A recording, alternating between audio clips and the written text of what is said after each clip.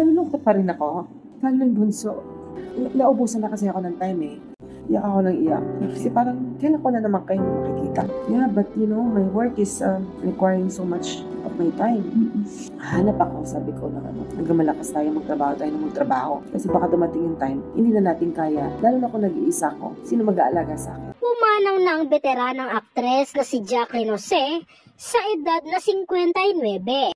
Sa Facebook post ni entertainment journalist Nelson Canlas nitong linggo ng gabi, Marso 3, inanunsyo niya ang tungkol dito bagamat wala pang malinaw na detalye. RIP Miss Jacqueline Jose. Details to follow.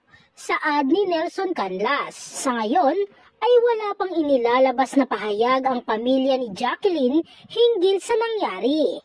Pero sa ulat ng isang pahayagan, natagpuan umano ang aktres na wala ng buhay sa Loyola Grand Villa sa Quezon City sa parehong petsang nabanggit.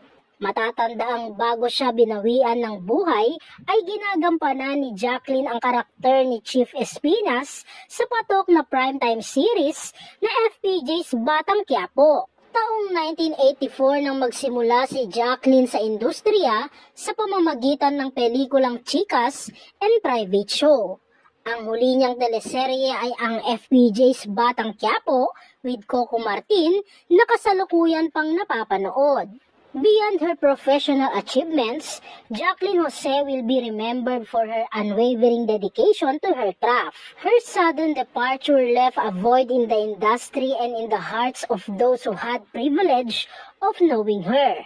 One of Jacqueline's most notable career highlights was in 2016. She starred in Brillante Mendoza's drama Marosa, which earned her the recognition of being the Cannes Film Festival Award for Best Actress. She's the first Southeast Asian to win such honor. Narito naman ang ilang mensahe ng pakikiramay sa namaalam na veteranang aktres.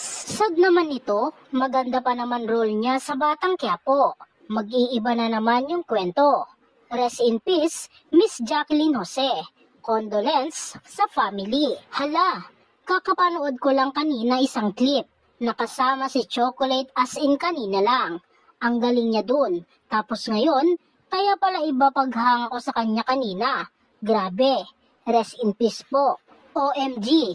Condolence po. Nakakabigla naman po.